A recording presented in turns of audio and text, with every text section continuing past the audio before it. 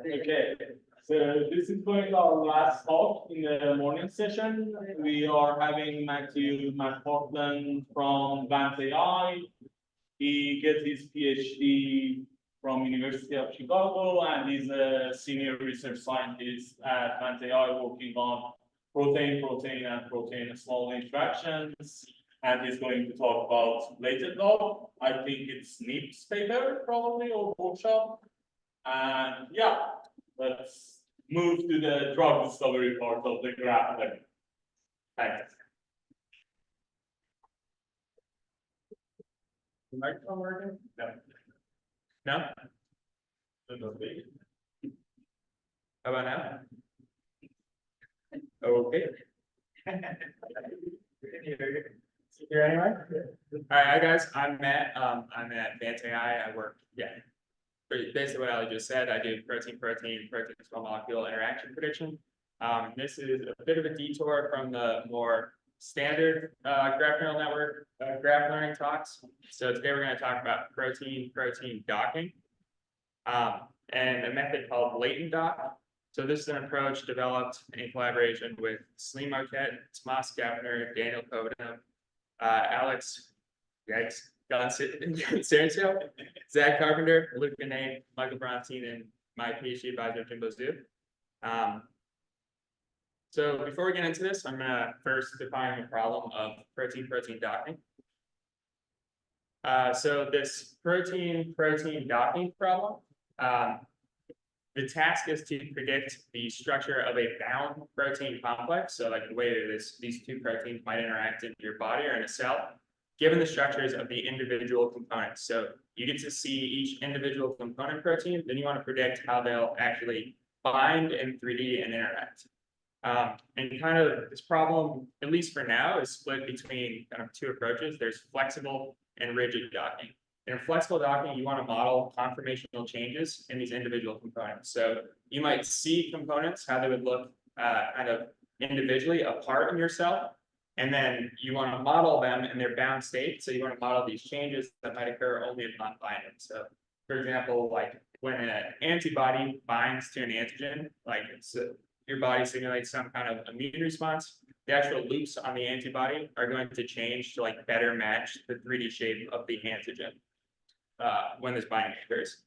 So this is in contrast to rigid docking, where you're really just predicting the rotation and translation of each of the individual components. So you're just placing those as well as possible without changing the structure. Great. So why is this an important problem? So protein interactions are kind of like, they essentially control all major biological processes. So they're at the core of like antibody-antigen interactions, foundational cellular processes, like neuro processes. They also, this protein interaction prediction forms the basis for most established like drug programs and therapeutics-based discovery programs. So you want to predict maybe ways of inhibiting or ways of inducing certain protein interactions. Great. So now we'll talk about,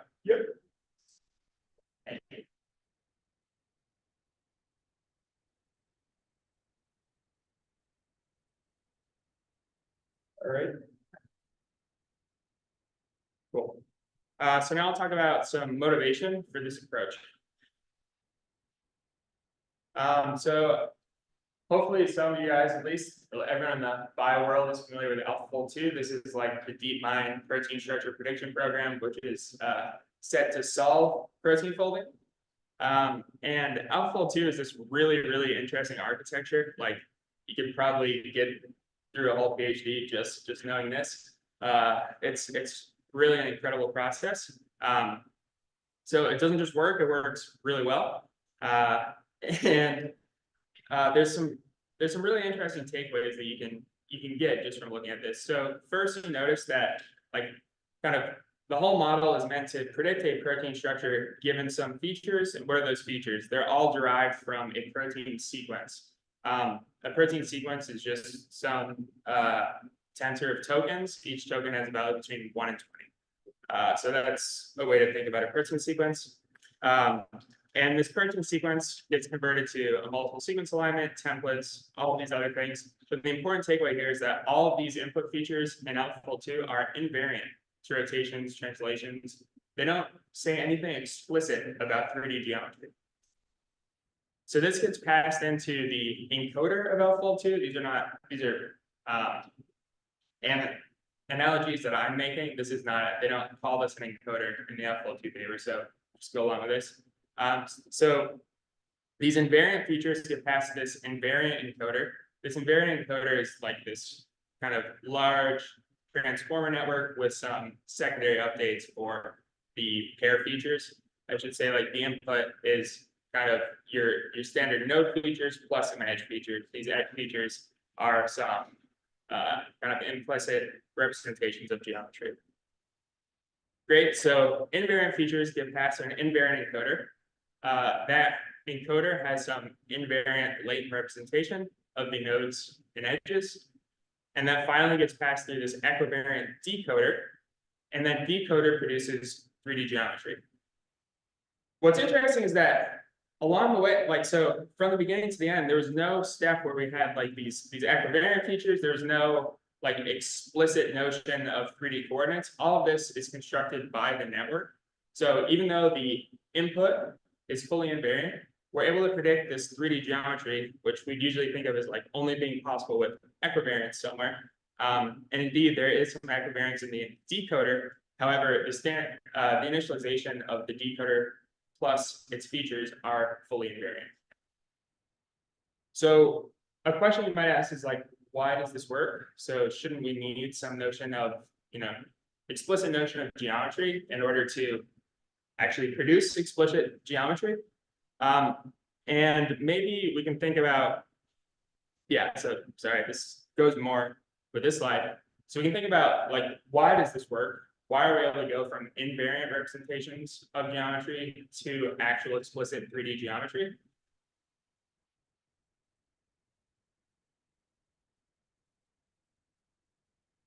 Great. And maybe the other thing is, if AlphaFold works with implicit representations of geometry, it should definitely still work with more explicit representations. So part of this motivation is to think about the multidimensional scaling problem. And in this problem, you want to go from some similarity matrix to a set of points which kind of recapitulate those similarities.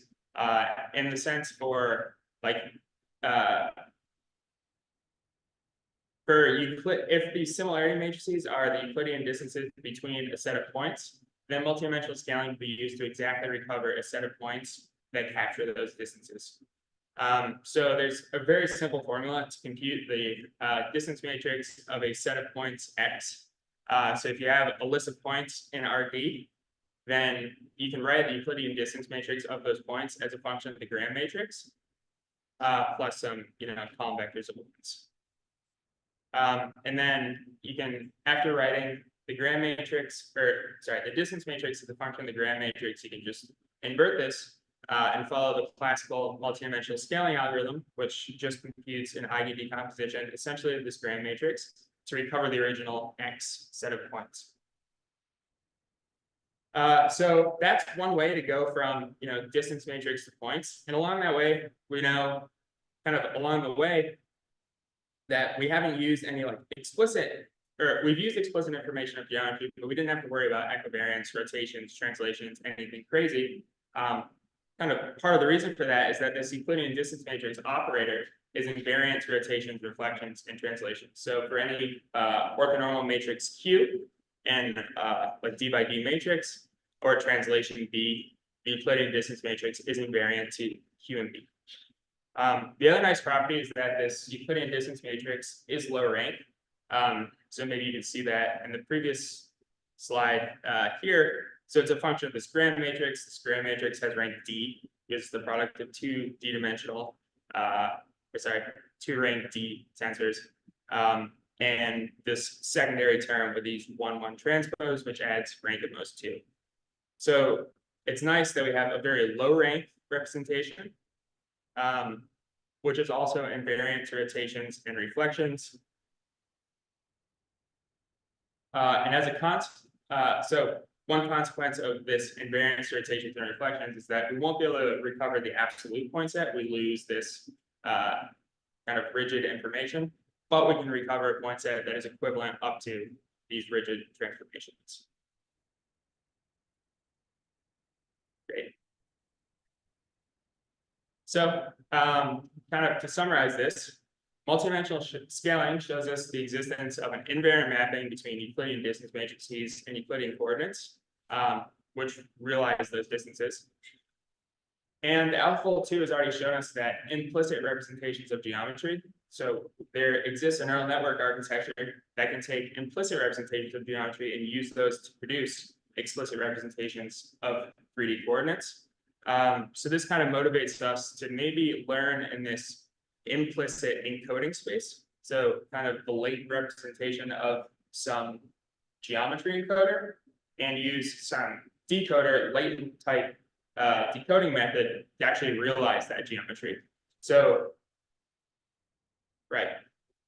So what does that actually give us? We're actually no longer constrained by these equivariance considerations that are typical in common kind of protein geometry related learning tasks. We're able to leverage very deep standard transformer architectures with standard nonlinearities and so on. We don't have to care about, whether or not any of our layers or any of our nonlinearities break equivariance. We're also able to leverage highly engineered like image diffusion frameworks, which have seen like a ton of engineering and they're practically incredibly useful. So yeah, a lot of progress has been made here. And rather than redefining our diffusion framework over some rotation and translation space, we can just use the image diffusion framework directly because we're learning in an invariant representation. So I call this like geometric diffusion without the agonizing pain. So the other thing is we can actually naturally encode and decode other attributes apart from geometry in this invariant representation because there's nothing, there's really nothing stopping us from doing that. For proteins, we can encode the sequence, functional attributes, confidence estimates for every residue, so on. We're also able to handle much more natural representations of geometry. So it's very rare in the comp bio world that you have this exact explicit structure that you want to just like, map around. Usually you just have some kind of idea of what the structure should look like. It might be noisy, it might be incomplete, a certain section might be missing, but you still want to be able to model it. So in this type of approach, you can capture that in this distance matrix pairwise feature. You don't have to provide explicit distances. You can provide distances with some coarseness. You can also naturally mask out distances by just leaving that row, replacing this distance with a mask token or something like that. It's also very trivial to model conformational flexibility, which is something that most protein-protein docking methods can't handle, especially in this, especially especially like with equivariance concerns. So if you're trying to predict a single rigid rotation of translation, it's very hard to actually move the underlying like atoms in each chain. So one other problem this addresses, so like why use diffusion here? Is it just because diffusion is popular and that's what gets into NeurIPS? Sometimes, but there's another issue. Yes, but no. So apart from this, so there is an issue with regression models for this problem. And this is kind of like, we saw this a lot like way back in the early protein folding days. What we try to do is like, predict a distance matrix and then try to realize geometry with like some gradient descent algorithm over these predicted distance potentials. It's not what's important here, but kind of what you see from this type of analysis is that actually like regression models like AlphaFold 2, they tend to like, the output is actually like the superposition of two or more predictions. So it's not often that AlphaFold 2 knows exactly where to place a protein. Typically it's kind of like it's split between two sites, and depending on the confidence in each site, it'll kind of move the prediction towards one site or the other. So in the final output, it has to make a single prediction. But if you look at like the intermediate state and what it thinks about like the protein structure via its like predicted histogram, predicted distance lodges, it's usually kind of split between two or more sites. So you'll see like high likelihood of, for some pair of residues, between like, say here, the green and pink chain, you'll see high likelihood that, this upper site is the actual binding site, and you'll see a high likelihood that this lower site is the actual binding site. It's okay to actually like make both of these predictions when you're predicting just your histogram, but when you predict your final output, you have to decide on a site. And typically what happens is the protein gets placed between the two sites. So that's one thing, like kind of one way in which regression models fail here. So diffusion models offer a nice alternative because you'll actually be able to sample from both sites. And then you can use some like secondary ranking algorithm or something like this to decide on which confirmation you want to select.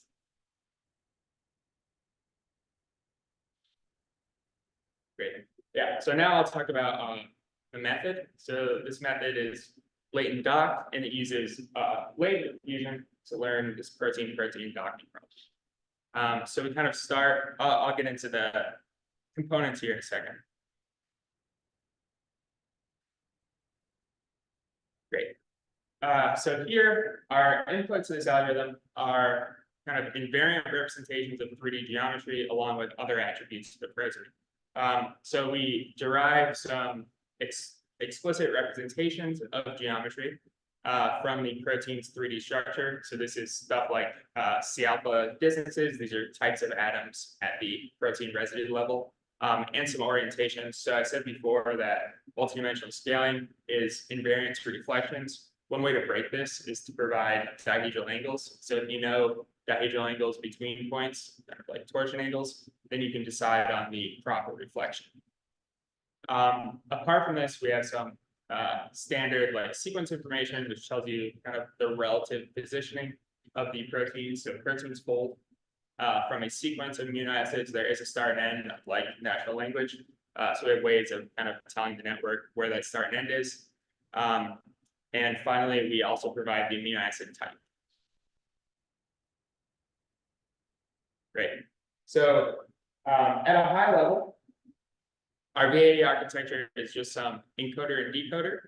And we train this before we actually train our diffusion model. Our diffusion model just recovers these latent representations, and those latent representations are converted to actual 3D geometry by the decoder. So our encoder consists of these pair-biased self-attention blocks. So it's almost like regular self-attention, but with an additional term. We'll get into that in a second. The latent representation has like kind of the standard VAE tail divergence loss. And we also do some layer normalization there to kind of make it play better in standard diffusion frameworks. Finally, we keep the sequence dimension on our latent representation, which is not standard in VAE architectures. And technically, we don't have an autoencoder either because our input and output are different, but our output is just some realization of the input. So it's almost like a translation task.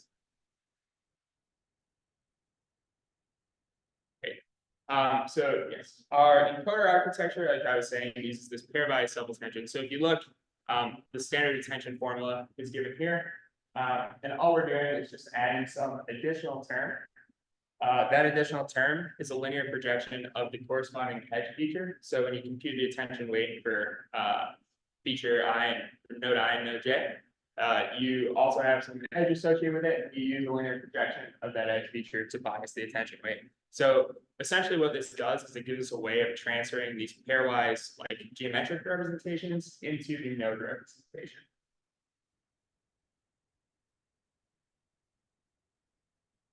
Great. The decoder, we actually borrow from AlphaFold. We use invariant point attention. So kind of, this is also quite similar to the pair bias self-attention from the previous slide, but we have this additional term on the right here, which captures some like notion of geometry. So these TIs in the rightmost term are rigid frames. So they consist of some rotation and translation, and these get applied on kind of a per node level. So let's see. All right, so start with our pair bias self-attention, and then we add on this other term. So apart from like the standard like dot product attention, we also have these like point queries and point keys. And these are just linear projection of the like hidden node feature reshaped to have a trailing dimension of 3. So you can think of these as kind of like local points, that invariant local points that are associated with each node. And then we use this equivariant rigid translation to transform these points into the like frame of every node. And initially, these frames are initialized at identity rotation and node translation. So kind of at the start of everything, or at the first layer, the points are all kind of lying at the origin. Right, so you kind of look over here. So in the local frame, you might have these points that are centered at the origin. Once you apply these rotations and translations, you get the points that transform, and you have like the negative distance of this added to your attention weight. So the closer the points, the more they affect the attention weight.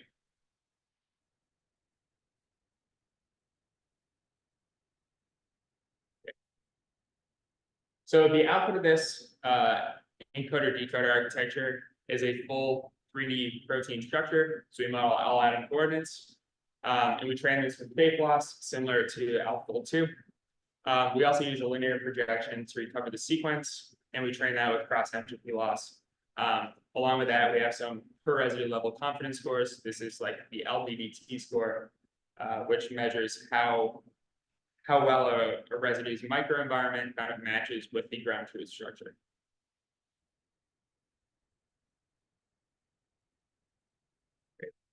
So now I'll talk about the diffusion model. First, does anyone have any questions so far? Now I'm going a little fast here. Yep. Yeah, I was just curious, did you try training the score network for convergence and it just like wasn't stable, or is this kind of person related to the frozen network? Yeah, so I just followed, or like the idea was to kind of follow the latent diffusion for images framework as closely as possible and kind of do what works there. Yeah, that was part of the reason. One of my favorite papers, and I like that idea a lot. And also just reading the literature for like equivariant diffusion, like a lot of these diffusion, like the diffusion frameworks they're very complex. They tend to be like unstable, very approximated. There's a lot of bugs. There's not a lot of open source implementations. They're just very under engineered. It's mostly like grad students working as a one-off. And for like things like stable diffusion or like image diffusion, there's a million implementations. You can just grab one off the shelf and apply that to a problem. So kind of wanted to make this more of like an image diffusion like problem rather than like this equivariant geometry kind of problem. Right. Yeah, so part of the reason for applying this KL divergence loss and for layer normalizing this Latent representation, so kind of talked about here, part of the reason we do this is to actually like make the representation look more image-like. So this is a bit of a hack to make this work well with standard image diffusion frameworks. Cool. Okay, so yeah, now I'll talk about the diffusion model a bit. So we have a conditional diffusion model, and what we actually condition the diffusion model on. So our VAE learned to represent full protein structures, and they're given kind of full geometric information. Our diffusion model, on the other hand, only receives the structure of each like individual component. So you have some protein complex, you break this into components, and you supply the conditional diffusion model with the structure of each component, but you don't tell it how the components should be arranged. So one way of doing that is kind of aligning all of the structural templates in a pairwise matrix and masking all of the off diagonal features. Apart from this, we can also like easily incorporate things like residue contacts or ideas of like where the chain should bind by saying like basically adding these one-hot encoding features to our pair representation or our node representation, to say that the proteins, the individual components should be close in proximity between these 2 points or at this certain point on the surface. right? And another way to think about this is like the score network is kind of like learning a type of matrix completion, and then the decoder is doing the multi-dimensional scaling. Okay. And then one other thing you can do for these template features, they don't have to be exact, they don't have to be true Euclidean distance matrices. They can be some noisy version of a distance matrix. They can be coarse, one-line encodings at very like wide intervals. And you can also optionally mask the distances to design parts of the sequence. Great. So now we'll briefly talk about results. So when I talk about results here, there are different ways of evaluating protein complexes. So one is kind of all these basically have to do with this RMSD, root mean squared deviation. So you're computing some optimal alignment of two objects. The alignment that minimizes the L2 distance between the coordinates. One way to do this is over the entire complex for a protein. Another way to do this is just by aligning one of the components and then kind of measuring how far off if you align on one component. So highlighted here in orange and gray. If you just align on this, how far off are the kind of gray and blue components? And then finally, you can align just on the kind of surface where the two components interact. And that gives you another type of RMSD. So for all of these, you're just deciding what you want to align. Either the entire structure, one of the chains, or just the portion where they're interacting. And then .Q score, which is what I'll be reporting, is kind of a combination of those three RMSD types, plus some term which says how well did you actually recover the biological interactions that occur between these two proteins. And typically it would say like a .Q score of greater than 0.23 is acceptable. All you have to know is that you're mostly right if the score is above 0.23.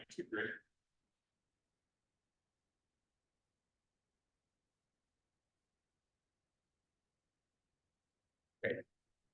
So our data set for this task, it's currently an in-house data set, but it's based on protein dimers split using a combination of what's called fold-seq and MM-seqs. So what that is a way of saying that, it gives us a way of saying that the proteins in our training set and test set kind of look, their interactions look different, and the actual sequence tokens which make up these interactions are different as well. So it's a way of kind of reducing the amount of bias between your train and test set by doing this kind of structured and sequence-based split. On top of this, so we retrained 3 kind of state-of-the-art protein-protein docking methods on the same data set. These are diffdoc, equidoc, and docgpt in order to do a fair comparison. Okay. So here are results for 150 naturally occurring protein dimers. So we can kind of see our method does quite well in terms of recovering reasonable, so high .Q protein complexes. So roughly 70% are predicted with acceptable or better scores. This is in contrast to other methods. So diffdoc PP is another diffusion-based protein docking method. It does fairly well, but we're able to outperform this using this latent diffusion approach. One thing to notice here is the percentage of very high quality predictions, like very low RMSD, high quality predictions, is not as good as docgpt, another docking method. And that's kind of because our VAE, our encoder decoder, had relatively high reconstruction error, so around 1.5 angstroms. Yes. So in the baselines, you can consider the equivalent, which is using its graph geometric learning for the, let's say, these problems. Is it not useful in this setting, or there's another? So in general, let's ask these more general questions. So you're using the autoencoder decoder for the learning the geometries, but why don't we use the geometric deep learning instead of the encoder decoder architecture? Yeah, I think like so geometric deep learning can't readily be applied to this problem because there are it can be applied to a single structure, but but as soon as you have two structures, well, how you decide to position those two structures relative to one another breaks equivariance. So if you want to just operate on a fixed static structure, that's fine. Geometric deep learning will let you do that. If you actually want to like fix a structure and now move some structure relative to it, that will break, like a standard equivariant architecture can't really do that because you no longer have equivariance. Like if you're randomly choosing, say, like a starting post, then you're just back to like standard augmented data augmentations. There are ways to get around this with geometric deep learning. So people have developed diffusion models and methods to overcome this. One is this DiffDock method. So kind of the idea here is to predict this global rotation translation, which maps these final ending position. Yeah, but there are a lot of there are reasons why this sometimes doesn't work well in practice. So there's like this huge truncated like IGSO3 approximation in the actual diffusion formula, which is kind of unstable at very small time steps, very small noise scales. Equidoc tries to do something similar, predicting some key points on the protein pockets. So you can kind of think of this docking problem as predicting kind of points on each protein that will interact, and then you can think of docking as aligning these points. So that was the goal of Equidoc, but what actually tends to happen in practice is it doesn't know where the points are. It's kind of a hard problem, and maybe it doesn't have to predict like a fixed set of points. It can kind of predict points all around the protein with some level of confidence. And then when you actually do this alignment, the two proteins just kind of overlap one another. It's kind of like a low variance way of making sure that the points are relatively well aligned. So it's not actually like a biologically meaningful result, but it looks okay, say, in terms of like ligand RMSD or complex RMSD. Right.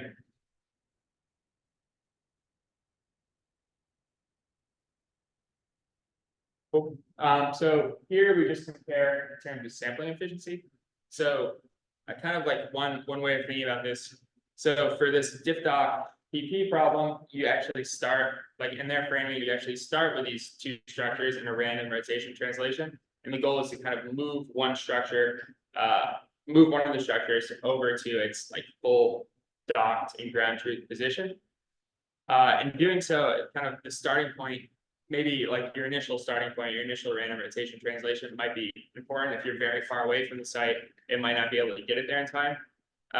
So we actually show that in terms of sampling efficiency, our method tends to perform much better. So given the same number of samples, so if we only look at 5 generations for our method versus DiffDock, we're able to get like significantly higher success rates. So DiffDock, in practice, you actually have to sample from this a lot until you see a correct prediction.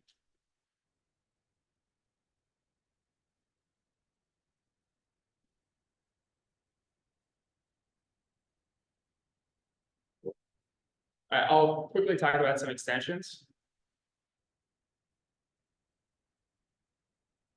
So we also extended our approach to other conditional protein generation tests. So there's protein folding and protein inverse folding. So we use the same VAE because we can still recover the sequence and structure. But we kind of address each problem by doing some feature dropout in the denoising model. So for inverse folding, the task here is given a protein structure, predict its sequence. For protein folding, it's given a protein sequence, predict its structure. So I'll go quickly here. We drop out the sequence information and we use the same exact model. We just condition on these structural 3D templates, and we're able to get competitive performance with state-of-the-art inverse folding models. And finally, we apply this to protein folding, where we drop out the templates and leave this sequence information. We're able to significantly outperform existing kind of state-of-the-art folding-based diffusion models, and we're competitive with state-of-the-art monomer folding models, ESM fold developed by Meta.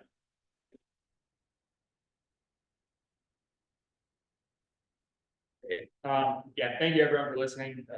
Happy to take any questions.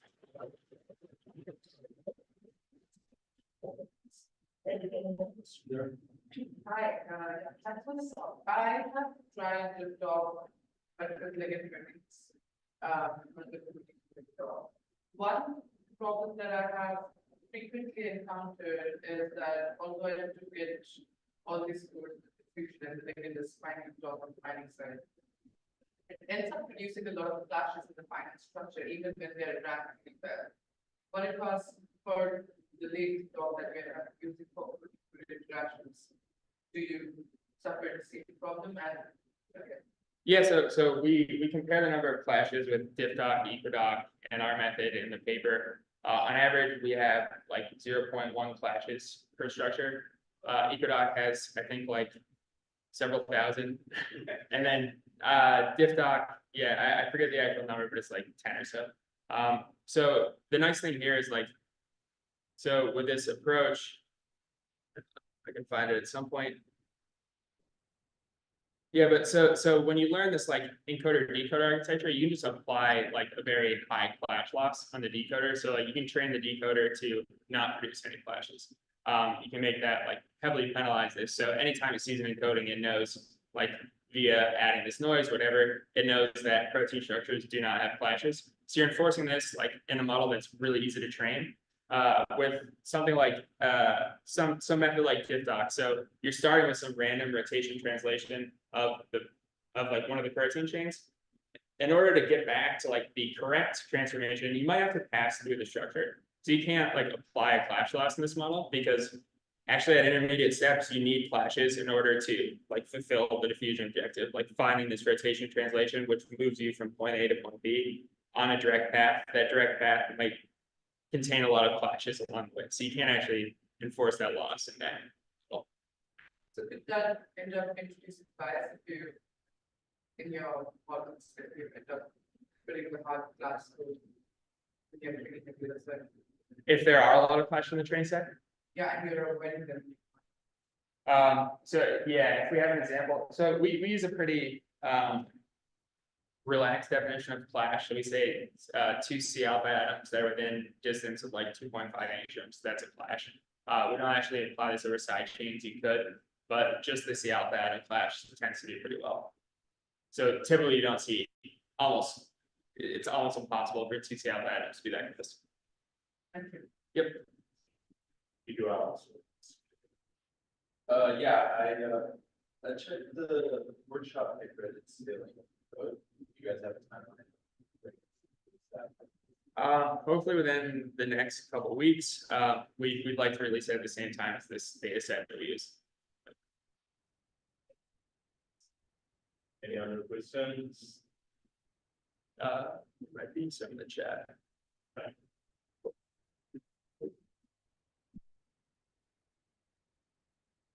Cool. Okay. Thanks. Nadir.